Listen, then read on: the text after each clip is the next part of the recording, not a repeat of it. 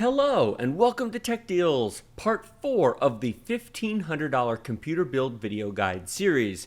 This is first boot, Windows installation, system setup, basic overclocking information, driver installation. Basically, it is the setup of the computer for the first time. Now, this video series is a wonderful $1,500 1440p gaming rig that I have shown you in 3 previous videos. Part 1 was the parts overview. Part 2 was the why vlog. It was a detailed, in-depth look at the part choices, alternatives, why I chose them, the pros and cons of each. Part 3 was the build video, and then this is part 4. Now coming up after part 4 is going to be Windows performance, and then many game performance videos will come after that. Linked in the video description below will be the playlist of the entire build video series. I highly recommend you check that out. Look at all the videos, there's lots of good information there. If you are not subscribed to my channel, please do so now. Subscribe using the button below this video. It costs nothing and you will get notifications for when upcoming performance videos on this and other computers come out in the future. The other links in the video description below are to Amazon and Newegg. I will list all of the parts in this machine as well as some alternative choices in the video description below, linking to both Amazon and Newegg. I bought all of these parts between those two stores. They both offer great prices, great customer service, and I highly recommend you check them out. Compare prices between the two. Usually the best deal is obtained by buying some of your parts from one and some from the other. It's not usually hugely different, but sometimes the prices are a little bit off, so by all means compare the prices and buy it where it makes the most sense for you. Now on to this video. Now the first thing I'm showing you here is the system BIOS, the basic input-output system. This is entered by pressing F2 or the delete key when you first turn your computer on. This is the first screen you'll see. It's the easy mode of ASUS's BIOS. Now I will show you the advanced mode and I will go through some of the settings here in a minute, but I want to cover a few details first. I want to draw your attention up here to the upper left-hand corner of the screen to this information box. This is our Strix Z270E gaming motherboard, and you will see the BIOS version is 0701. This is not the version of the BIOS that was on here when this first shipped. I have updated it. In fact, I've actually already played around with the system, installed Windows, taken it off, because I wanted to become familiar with it so I had more information to share with you when I recorded this video. Now, I will put a link to ASUS's support page in the video description below, but if you chose a different motherboard than this, you will need to download the motherboard-specific BIOS. On a Z-series motherboard that is going to be overclocked, on a high-end custom build such as this, you definitely want to update your system BIOS. Why, you might ask? Because there are so many advanced technologies in these brand new motherboards, they are constantly tuning them and fixing issues and compatibility so that in the first 3 to 6 months after a new series of boards come out, there are often 3 to 6 BIOS updates that are released to resolve issues discovered after the release, compatibility with existing hardware, improve system stability, etc. Now, more basic machines don't necessarily require this. Basic pre-built machines, lower-end computers, less advanced hardware that are not being overclocked, it's usually less of a concern. But on a $1,500 top-of-the-line overclocked liquid-cooled machine with state-of-the-art hardware that has been out 3 weeks, yes, you definitely want to update it. The next bit of information is you can see our CPU. We have our i7-7700k. It is running at 4.2 gigahertz because that is the default clock speed of this chip. Not to worry, I'll show you how to overclock that. And we have our 16 gigabytes of RAM. You may notice it says DDR4 2133. Why is that? Because that is the default clock speed of the system RAM. To overclock the RAM, all you have to do is come down here to XMP. I'll put a little box around it. It currently says disabled. We'll click that and we'll choose Profile 1. Would you like to apply the all-core enhancement with the XMP settings for improved performance? Yes, we do. Take a look at that. DDR4 3200. That is the system RAM that I showed in the parts overview and the why vlog. That's what we put in here was DDR4 3200 megahertz RAM rather than the default of 2133. To overclock your RAM, that's all you have to do. Now, to overclock your system, you do have to enter the advanced mode of the BIOS. You're going to press the F7 key, and when we do that, we enter advanced mode. If you look across the top, you'll see my favorites, main, AI tweaker, advanced, monitor, boot, etc. What we're going to do is we're going to come over here to AI tweaker. You're going to see that XMP has already been selected, and it can be selected from here rather than the easy setup if you want. You'll notice that there's the 3200 megahertz, 100 megahertz base clock frequency. I recommend not changing that for a variety of reasons. ASUS multi-core enhancement, leave that at auto, sync all cores. Now, this is where you can, if you want to, manually change the clock speed of the processor. For example, if we want to run it at 4.6 gigahertz instead of 4.2, we would type in a 46 and press enter. And you will notice that they all switch to 46. You could type in 48 and that would be 4.8 gigahertz. Now, I'm going to change that back to auto because I'm going to show you a really nice feature of this ASUS motherboard. We're going to come down here. You can see the DRAM frequency is selected right there. We are going to come down to load CPU 5 gigahertz overclock profile. This is a nice feature that they've provided to overclock it straight to 5 gigahertz without having to mess with anything. I can also tell you this works, at least on my chip, because I've already installed Windows. In fact, I'm going to show you that in a minute. And I've run it, installed some programs, and played around with it. When you press this, it's going to say this 5 gigahertz overclocking profile allows you to easily overclock the Intel 7th generation core processors, K series only, to 5 gigahertz. Note stability, overclocking may vary by processors and does not guarantee stability. This is true. I recommend using this only if you have liquid cooling installed.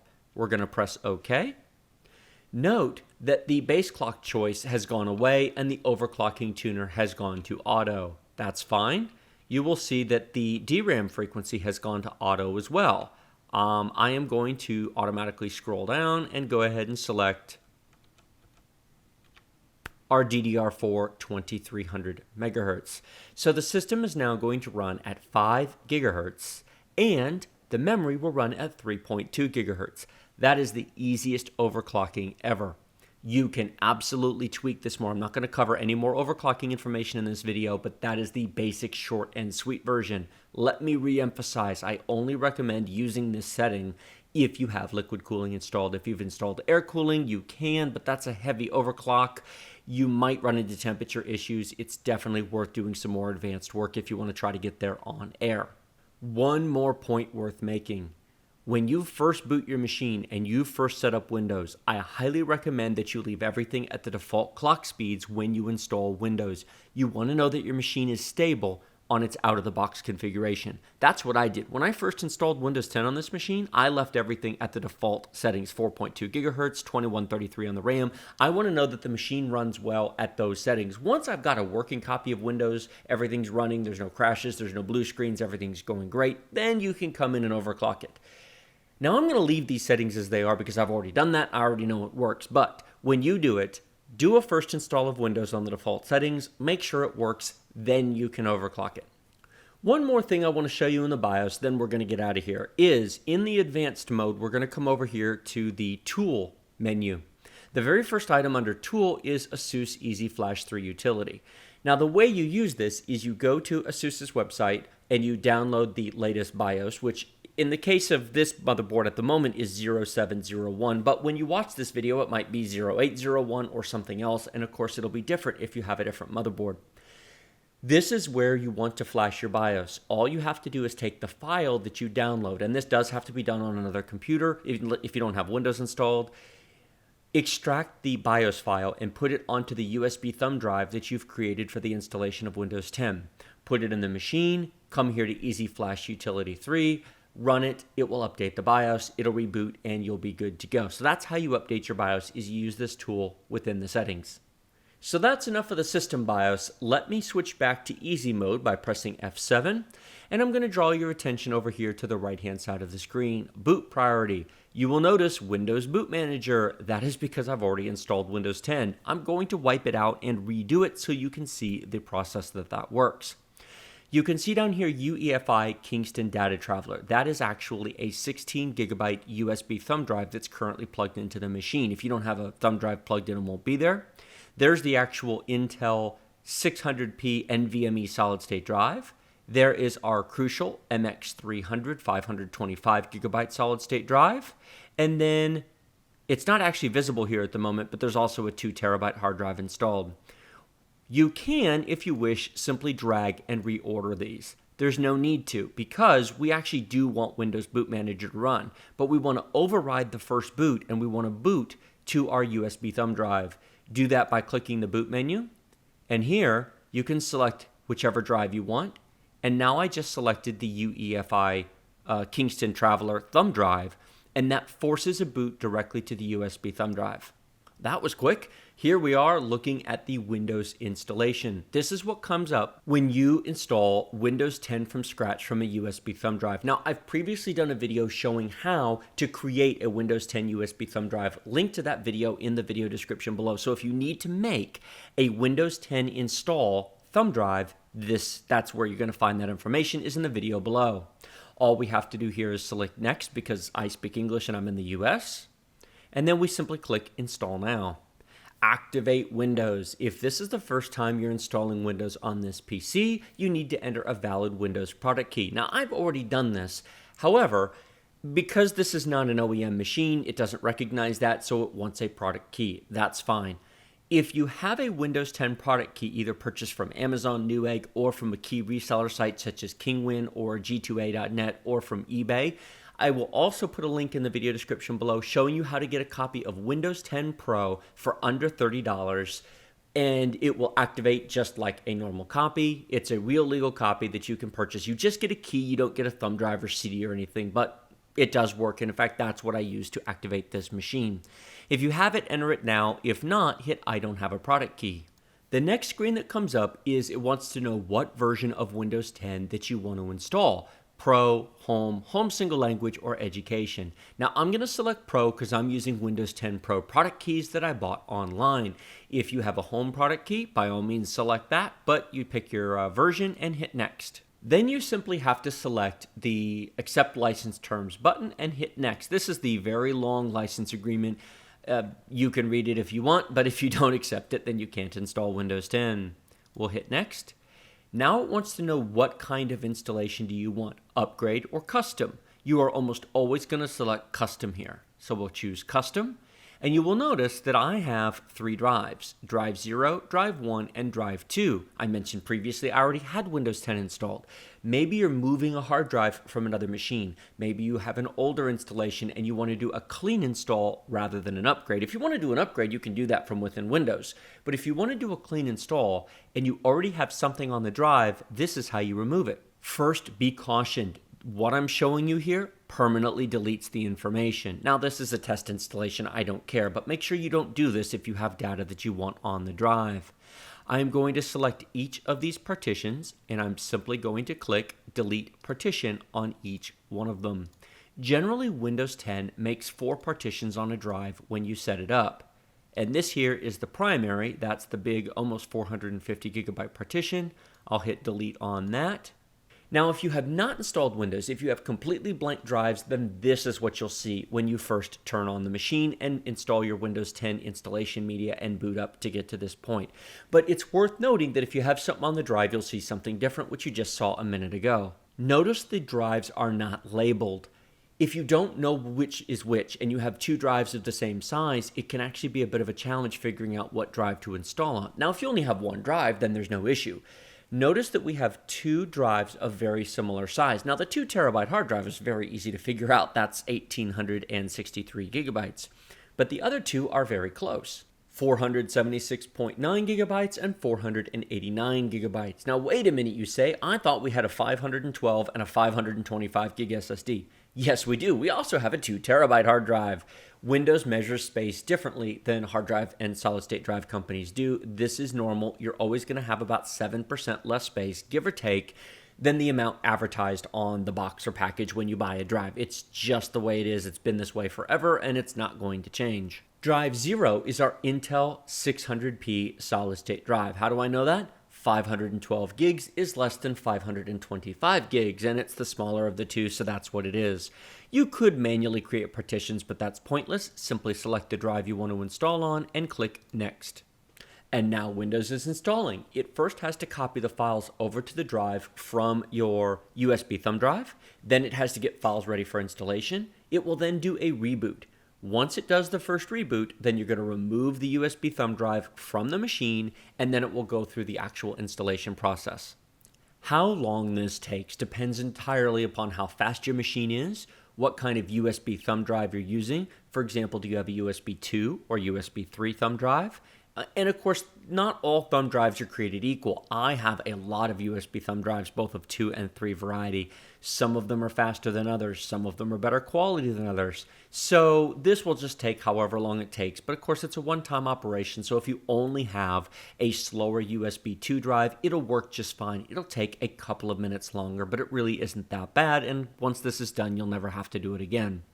So now the files have been copied. It's installing the first round of updates. It's going to reboot here in just a minute.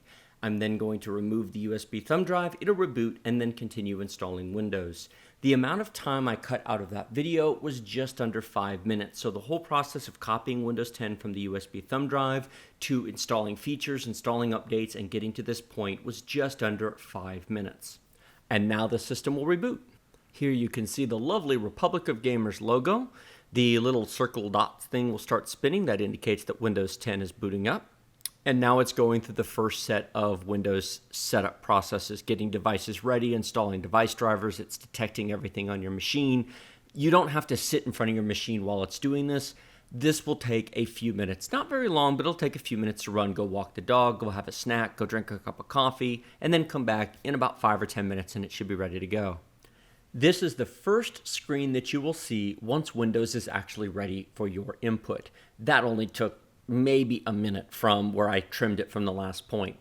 Get going fast. Now there are many customization options when it comes to diagnostic usage data and other telemetry. That's not a subject I'm going to cover in this video. I do cover it in many of my videos, but I'm not going to cover it this time. If you are interested, come down to the Customize button and you can go through many screens with a lot of options that you can turn on and off. For now, I'm going to click Use Express Settings. Who owns this PC? Because I'm installing Windows 10 Pro, this screen comes up. If you are installing Windows 10 Home, it will not. Generally, you are going to choose I own it. Why? Because my school or work owns it is generally going to be used for setting up a domain and administrator accounts, which you don't need to mess with. So I'm going to choose I own it, set it up with a Microsoft account, and hit Next. Make it yours. Your Microsoft account opens a world of benefits. I actually recommend that most people use a Microsoft account. Now, a Microsoft account does not mean you have to have a Microsoft email address. It simply is an account associated with an email, a phone, or a Skype name. You can use a Gmail address. You can use a Yahoo email address. You can use your phone number if you want. It's just a way to identify you because it connects you across various machines. I won't go into the details in this video in depth. I've covered that before. But in short, there are a lot of upsides to using a Microsoft account and very few downsides. If you do not want to do it, then choose skip this step down at the bottom. However, I am going to go ahead and set this machine up with my Microsoft account. So once you type in your username, your password, whatever it is you use to identify it, and put in your password and hit next, this is the screen that will come up. Use Windows Hello instead of your password. I highly recommend this. Basically, this means for most people a PIN, a 4-digit PIN rather than your password. It's much easier to log in and it is actually more secure. So we are going to click Next and I'm going to put my PIN in. Once you've typed in your PIN, click on OK and it will move on to the next screen. Just a moment and they're not kidding. Get your files here, there, and everywhere. OneDrive is a wonderful service provided for free by Microsoft that gives you free space to use in the cloud. Now, I'm going to go ahead and hit Next here. If you don't want to do this, you can choose to save new files only to this PC by default, but I share all my files in the cloud, so I'm going to hit Next. And then the last one is Cortana. Cortana is your sidekick. If you are familiar, if you don't know what Cortana is, it's basically Siri from Microsoft. It allows you to use voice input, speech recognition, handwriting patterns. It is your virtual assistant in Windows. Hi, we're happy you're here. Isn't that friendly? Computers should be friendly. They are here to make our lives easier. Getting things ready. Please don't turn off your PC. I will comment that setting up Windows has gotten easier and easier as the years go by. I remember trying to set up Windows from stacks of floppy disks. Anybody who remembers installing Windows 95 off of a huge stack of 3.5-inch floppy disks knows what I'm talking about. How about Windows XP, where while you might have had a CD, you didn't have drivers, and then if you wanted drivers, you had to press I think it was F5 at the beginning, and you had to have a 3.5-inch floppy with your drivers, and then computers stopped coming with floppies. It was a pain in the neck. It is so much easier. Windows will find the vast majority of drivers and set everything up on your machine. However, I am going to show you the download and installation of some of the software from ASUS's website. Why? The audio chip on this high-end gaming motherboard won't use all of its features unless you download. Well, look at that. That was quick. Let's start. Will not use all the features unless you download this specific software. Notice, display driver updated. Please restart your system to restore full functionality. It's already found an update and gotten it installed. So before we do anything else, the very first thing we're going to do is reboot the machine. So we'll click Start, and then we'll hit Restart. Generally, when you do a completely clean installation of Windows, it's going to find updates by itself on the very first go. And so before you do anything, even before you run Windows Update, just go ahead and reboot the computer. And we're back to the login screen. The resolution has now been set correctly because the display driver has now been installed. Generally, whenever you do a clean install of Windows, you want to do a restart after your first boot to the desktop before you do anything else, including running Windows Update, because usually there's one or two small things that Windows will find and update, such as in this case, the display driver. Now, I am going to put my pin in here. There's Tech Deals. Yay! And we are going to download and install the full NVIDIA graphics driver package, but we will do that after Windows is fully up to date. Now that we're back into Windows, we will come down to the Start button. We will click the Settings button. We will click Update and Security, and we will click Check for Updates. Now this is going to find a number of updates. Why? Because we are installing the anniversary edition of Windows 10 off of our USB thumb drive. However, there are always updates. Microsoft releases updates generally on a weekly basis, and there's always going to be at least some updates. You do not have to run this process multiple times. Once you've got Windows fully up to date, it will keep itself up to date. This is a one-time event. You only have to do this one time when you first set up your machine. If your computer is plugged into the wall and has an internet connection, it will keep itself up to date on an ongoing basis. It will occasionally remind you that you need to reboot the machine if you leave programs or windows open, but otherwise it will turn itself on, update itself, turn itself back off, and you'll never even have to worry about it. You can check it once in a while if you want to, but Windows is really good about keeping itself up to date once it's fully updated, once you've set up the machine. Now while this is running, we will do a few things. First, I'll make it full screen just so it's easier to see. Next, I'm going to right-click on the taskbar down here and I'm going to choose Task Manager. The first time you open Task Manager, it looks like this. It gives you very little information. Click More Details. I will bring it over here and we'll click the Performance tab. Make it just a bit larger since we have several drives. Take a look at our CPU speed. Now, after the reboot from when we put when the display drivers got updated, I did go into the BIOS and set the overclocking settings. That's why we're now running at 5 gigahertz. In addition, our main system RAM is now running at 3200 megahertz. It's quicker. Do I notice it? Yes. It's not a huge difference when you're just running Windows updates. For example, Windows Update is generally a single core application. It only uses one of your cores. It's not hyper-threaded, it's not multi-threaded. So if you look, we're using about 18%, 19% of our CPU. If you divide 100% by 8, we're roughly using one core. There's a little bit more, there's a few other tasks going on, but we're roughly using one core. Running Windows Update is not any faster at 5 gigahertz on an i3, an i5, or an i7 because of this. So the download of the Windows updates is complete, but now it has to do the preparing to install. At this point, this right here is what takes the longest. This may very well take 5 or 10 minutes to actually run. Interestingly enough, Windows Update takes longer than the actual original installation of Windows 10 did. If you have a much older USB thumb drive, a Windows 10 installation media that was created before the Windows 10 anniversary update came out. I actually recommend you go make a new one or overwrite the one you already have. Again, link in the video description below to my instruction video on how to do that. But in short, when you go make a Windows 10 USB thumb drive, it makes the newest version. It'll save you a lot of Windows Update running if you make an updated version, as opposed to one that's maybe a year old and it's running either the release to manufacturing version or the fall 2015 rather than the August 2016 version. It just saves you a lot of updating time to go ahead and have an up-to-date Windows 10 USB installation media. Windows are complete, and now this only has to be done once. We click Restart Now, the system will reboot, and we will continue when we get back into Windows. Our reboot is complete and we're back into Windows, and now we will log in. And we will see that our Windows is now up to date. We'll check that by clicking on the Start button, going to Settings, Update and Security. Now, one setting I would recommend that you check is click Advanced Options, and I would use my sign-in info to automatically finish setting up my device after an update and give me updates for other Microsoft products when I update Windows. The reason why I would check those two boxes is simply because Windows will only do half of an update if you don't check this bottom box, because when you first sign into your machine, it'll have to finish the update, thus slowing down your reboot process. Most people should not have an issue with this. We'll go back to Settings, we'll hit Updates, and you can see that our little pop-up notification updates were installed. We see our CPU is still running at 5 gigahertz. I'm not used to saying 5 gigahertz. That's a new thing.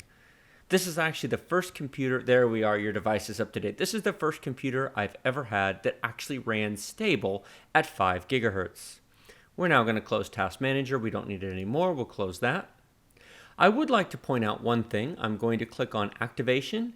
Windows 10 Pro, Windows is activated with a digital license linked to your Microsoft account. Please note, I never actually typed in a product code. The reason why is because when I set up Windows 10 the first time on this machine and I put my product code in, because I use a Microsoft account, it keeps track of all of my Windows 10 product codes. Whenever we have to reinstall Windows on a machine, I never have to enter the code again. If I change the hardware or replace the motherboard or otherwise radically alter the machine, it may come up and show Windows as unactivated, but there is a troubleshoot button, which you can't see right now because it's not visible because it's activated, but there's a troubleshoot button, and one of the options you can check is I've changed the hardware on my machine, and it will then reactivate. You select the machine that you previously had Windows 10 on, and it will then move that activation to this machine. Frankly, that is one of the many, many benefits of using a Microsoft account, and frankly, I highly recommend it. With Windows 10 fully up to date, the next thing we're going to check is Windows Defender. We want to make sure that our real-time protection, cloud-based protection, and automatic sample submissions are turned on. Why do we want these turned on? Because we want antivirus and malware protection. Here you can see that our real-time protection is on and our virus and spyware definitions are up to date. This is the built-in antivirus and anti-malware provided for free from Microsoft with Windows 10.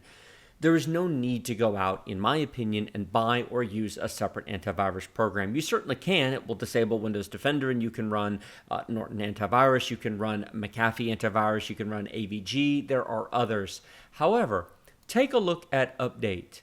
Today is January 29th, 2017.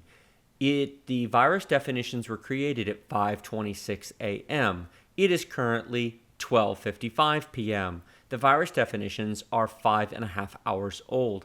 Microsoft often updates these several times a day, 365 days a year. They have a whole team of security people who work continuously. They never stop, they never close, making sure that the machines are fully up to date and protected. No antivirus is foolproof. No anti-malware protection is 100% perfect.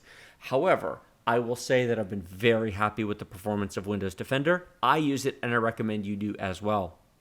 The next thing to do is we will close this. We will open up Microsoft Edge and we are going to download the NVIDIA drivers. Here we go. NVIDIA GeForce drivers, we have a GTX 1070 installed, and we have Windows 10 64-bit running. We'll click search, and there's the latest driver dated actually just about 5 days ago. We'll hit download. Now, it is true that Windows 10 installed a basic graphics driver that's got us running at our 1080p full HD resolution, which is what I'm capturing this video at. It works well enough, but if you're going to be playing games, which I imagine you will be if you build a $1,500 gaming machine, then you definitely want the latest drivers. We'll click run, pops up with a message, we'll hit yes, and we'll hit OK. We can now close our web browser. Yes, we want that to go away. Now this just has to extract the files and it will run installation. Accept all the defaults. There's nothing to change with this. There's nothing fancy or complicated. Simply go through the install process, hit next, let it do its thing. It will most likely, not always, but most likely require a reboot and then bring you back to the desktop. Checking system compatibility. It's just checking to make sure that you have an NVIDIA graphics driver, NVIDIA graphics card. Accept the license agreement, choose Express, and then it will do its thing. An installation is now complete. GeForce Experience is open and I have signed in. NVIDIA does want you to sign into GeForce Experience to use its features. One of the nice features is an auto updating driver feature. Now we are currently using the latest release. You can manually check for drivers, but a notification on this icon will pop up when it's time to update your drivers. You will have to manually download and install them yourself, but this way you don't have to go back to NVIDIA's website. Another feature is sharing. Now I have sharing turned off because I'm using a hardware capture card, but if you want to record videos, take screenshots, play online, or stream to YouTube or Twitch, that's built into ShadowPlay. It uses very little CPU and very little GPU power. I highly recommend it if you want to do any of those things. Now, the installation process did not request a reboot. However, I always reboot the machine whenever I do something major like update the video drivers, so we're going to do that now. Start, power, and restart. We'll be back in a minute. And here we are back into Windows. We'll type in our PIN code and log in. That is really, really quick. Now, the next thing that we want to do is set up our drives. I will pull up File Explorer here, click on this PC, and show you that we in fact only have our C drive. As I showed you from the previous video, the build video, we have 3 drives in this system, 2 solid-state drives and a hard drive, but they don't show up here because there's nothing on them. The way you initialize drives is you use Disk Manager. Do not left-click on the Start menu. Instead, right-click. Right-click on the Start menu and click Disk Management. Disk Management is how we will initialize our drives. I'll make that full screen. Now, Disk 2 is our Intel 600p 512GB solid-state drive. You can see that right here on the bottom line. We then have Disk 0 and Disk 1. It's just the way the system initializes them. Disk 0 is our 525GB Crucial MX300 solid-state drive. We will right-click on that. Now, there are multiple choices. Most of you should choose New Simple Volume. The others have to do with essentially RAID, spreading your data across multiple drives. We'll click New Simple Volume. We'll hit Next.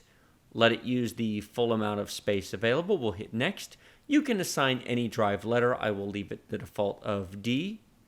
Now, format this drive using the various settings. I'll take the volume label off of that and we'll hit Next and finish. This only takes a few seconds.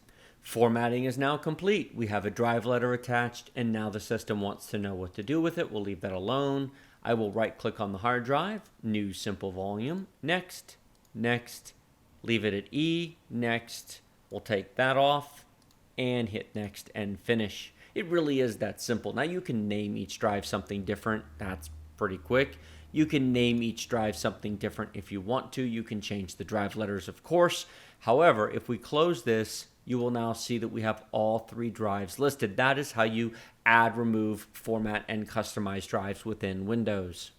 The next thing we're going to do is go to ASUS's site and start downloading some of the drivers from ASUS. Now, much of this is going to be on the CD that was included in the motherboard box. However, I recommend you just go download the latest versions from ASUS. They are likely to be updated from whatever was included in the package. Now, I've already loaded us up to the asus.com website for the ROG Strix Z270E motherboard. Be sure to go to the actual page for whatever motherboard you have. In the event that you have the F or the H or maybe even an MSI board, it's all going to work pretty much the same. I click the support tab and then I'm going to click driver and tools. At this point, I need to select the OS. We're running Windows 10 64-bit. Interestingly enough, they do have downloads for Windows 8.1 and Windows 7. Please note that Microsoft does not officially support Windows 7 or 8.1 or anything other than Windows 10 on the 200 series chipsets from Intel and the Kaby Lake CPU. However, they do work and most features will work well enough if that's something you want to do. I'll select Windows 10 64-bit and then you can see a variety of options. Now this is where you will find the BIOS file. At the very beginning of this video, I talked about the fact that I already updated the BIOS. This motherboard shipped to me with BIOS version 0222, which isn't even available on this list. Usually they leave all the BIOSes up to date, but you don't want to use that version because that was the initial launch version. Instead, you would download this here. It's not very large. Put it on the USB thumb drive, copy it over, boot, and run the Easy Flash software that I showed you at the beginning of this video. Closing that, let's take a look at this. Chipset drivers, Windows 10. You will notice that this is dated just 5 days ago. That is very, very recent. I'm going to click global on that. We're going to choose save. It's going to download that file. That's going to take a couple minutes actually. We'll come down here to audio. I highly encourage you to download this. Take a look at this right here. Now, they had a beta version up earlier, but only 5 days later, they posted the final version. This is going to be we're going to hit save on that, the customized software for the high-end Realtek ALC 1220 audio codec. Yes, Windows 10 has installed basic drivers for the sound chip on here. However, if you want to get all the functionality, all the benefit of your 8-channel HD audio chip, go ahead and download these latest drivers from ASUS. It is worth noting that you probably could download these from Realtek as well. They may be the same thing. However, since ASUS and many manufacturers customize the Realtek sound chip, it may be worth downloading the drivers directly from the motherboard manufacturer rather than from Realtek directly. While those are downloading, we'll scroll down. Now, they do provide VGA drivers, but we're not going to use these because we are not using the integrated graphics. This would be if you're using the HD 630 integrated graphics from Intel. We're using NVIDIA, so we're going to skip that. We'll click on LAN. Take a look at this. They do have a very recent driver for the Intel Gigabit Ethernet LAN. I will click on that, and we'll click Save. These are a number of updates, which, yes, the Ethernet driver works just fine. We are currently plugged in using the Gigabit Ethernet driver. It's downloading files just fine, but we're going to update that anyway. Utilities. Now, this is the specialized ASUS software that you may or may not care about. This is the Aurora software. This lets you customize the lighting. In the original parts and the Y vlog, I talked about the fact that with an ASUS Republic of Gamers Strix motherboard and an ASUS Republic of Gamers Strix graphics card, which we have, you can synchronize the lights between the graphics card and the motherboard. That's pretty cool. In fact, we have this card right here, the GTX 1070 overclocked 8GB Strix Republic of Gamers graphics card. So we are going to download that, but I'm not going to do it right now. I'll do all the ASUS software in a separate batch once we've rebooted from the drivers. If you scroll down further, there's several other tools and utilities. There's a ROG Game First to optimize for gaming. There's their CPU-Z customization. That's the same CPU-Z you can download from the CPU website. RAM cache, web storage. Look at all these tools. You don't have to use all of these. In fact, I would not recommend that you just randomly download and install every tool they offer. If you want to use the optimization from within Windows rather than the BIOS for overclocking, that would be the AI Suite 3 program right here. Dual Intelligent Processors, that's what DIP5 stands for. This allows you to overclock from within Windows rather than from within the BIOS if that's something you're interested in. And then scrolling down, we have the wireless drivers. Now, I'm not actually going to use the Wi-Fi, but I will test it in an upcoming video. I don't know that I'll do it in Windows Performance. I might do it as its own standalone video, but that's where you're going to find the Wi-Fi drivers. I will go ahead and download those and install them since they'll be needed for those tests. Serial ATA. This is the Intel Rapid Storage Technology drivers from Intel, updated just 5 days ago. We will download those as well and hit save. Bluetooth. Now this does, I don't really use Bluetooth personally, but this does of course come with Bluetooth 4. I will download those and install them so we have the updated drivers. And then you have the motherboard manual if you are interested. Now this is going to take some time to finish downloading those. We'll trim this and we'll be back when we're ready to install. I've opened up the download window. You can see it's still downloading some of these files. This is strictly based upon the download speed of ASUS's website. My connection is quite fast on my end, but sometimes it isn't as fast on theirs. While it is downloading these files, I'll minimize the web browser. I am going to do some customizations. This is our download folder we'll be looking at in a minute.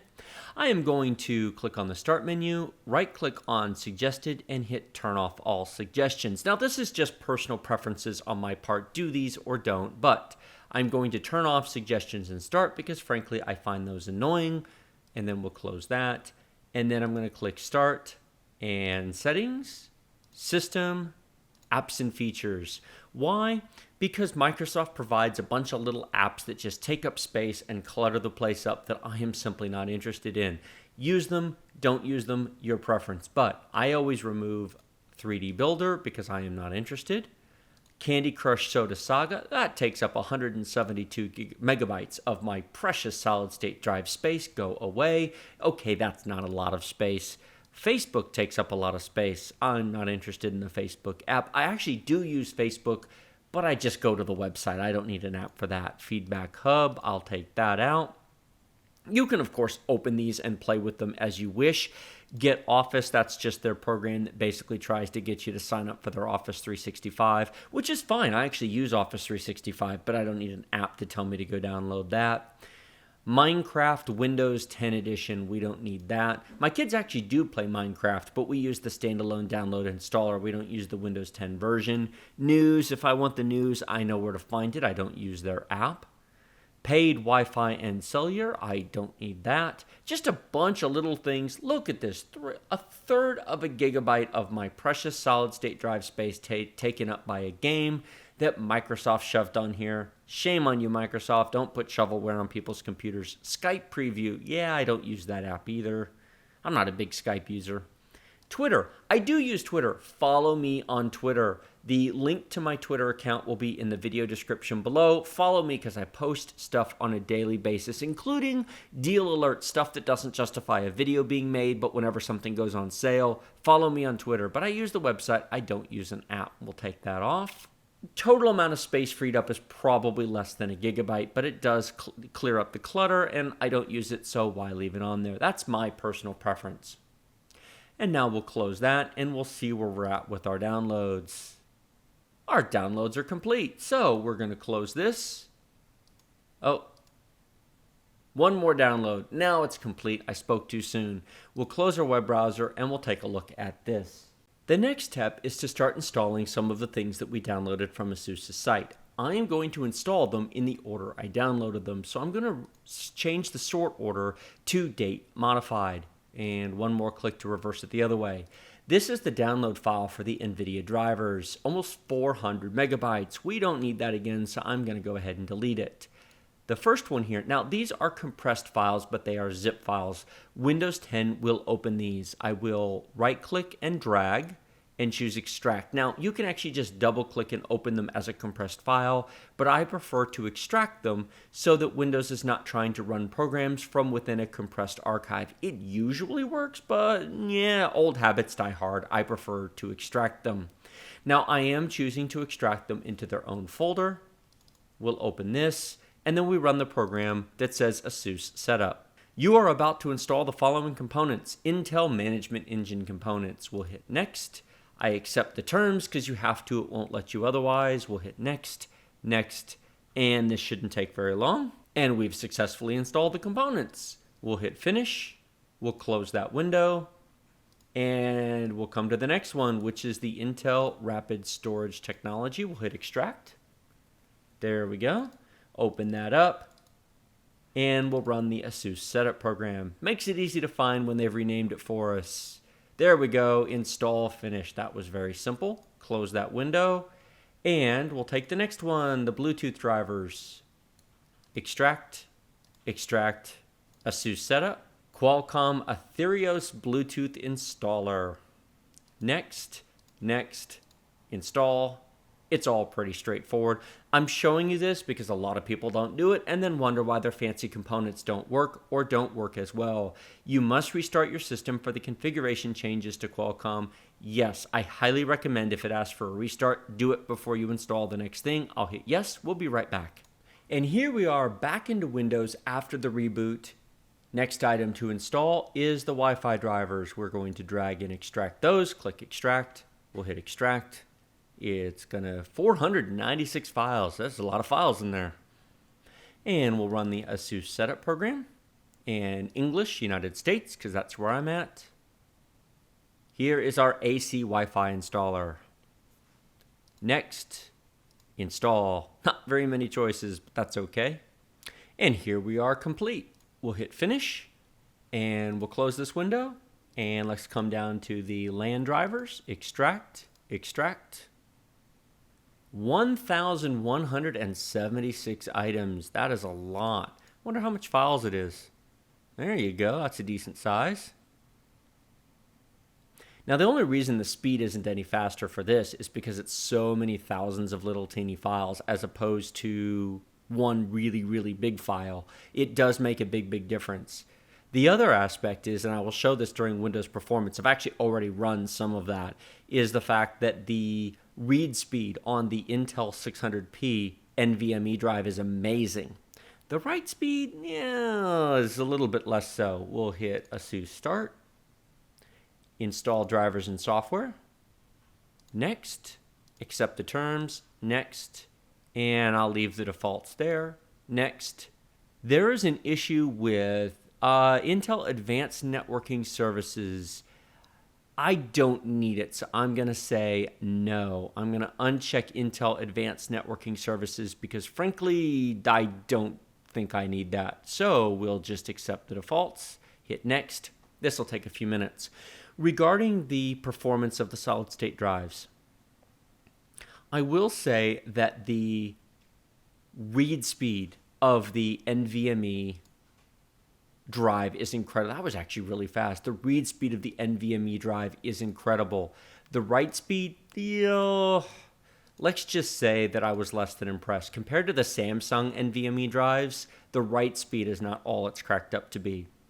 If high-speed writes are important to you, go with a Samsung NVMe drive.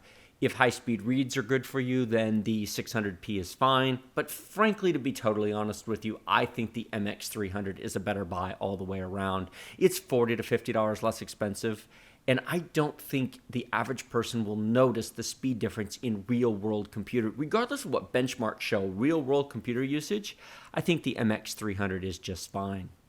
And we will open this up and come down to ASUS Setup, and it's doing its thing. And installation is finished. That was remarkably easy. So we will close that window. And that is all of the items that I downloaded from ASUS' site. It's fairly straightforward, but it's worth noting that this is something you need to do in order to add all of the features. Now that this has all been downloaded, you can safely delete all of these folders. However, I'm going to leave them until we do a full reboot in the event any of those files are needed for the first reboot and the final installation of drivers. Start, power, restart, and we will be right back. And here we are booted back into Windows. You will notice there are two new icons on our desktop, Sonic Radar 3 and Sonic Studio 3. These are related to audio. There's a 7.1 audio player. You can play around with this stuff if you care, high definition audio. The reason this says Elgato, by the way, is because I'm capturing on my second computer using my Elgato HD60 Pro capture card, which is why it sees that as the monitor. If you had an Acer, Asus, or Dell or something else, then that would show up as your monitor. Anyway, you can check those out if you're interested. If we come down here, you will see you've got those icons running here, and we now have our Bluetooth icon because our drivers are installed. There is, however, something we do need to install. You can right-click on your Start menu and choose Device Manager to see if all of your devices are recognized, and they are, except for one. our Corsair H80i V2 120mm thick liquid cooler. What a name. We need to download the Corsair Link software. And here we are at the download page, corsair.com/en-us.support/downloads, and I should probably put a link to that in the video description below, but needless to say, here is our download link. Now, they want you to sign up. I personally find that annoying, so I'm going to click skip this step because otherwise, yeah, I don't want to do that. We'll hit save, and I'm actually going to choose open folder because I actually want to see it here. Now, I mentioned before we could safely delete these. Those are gone. We'll extract this, extract, and I will close my web browser. I don't like to have web browsers open when I install things like this.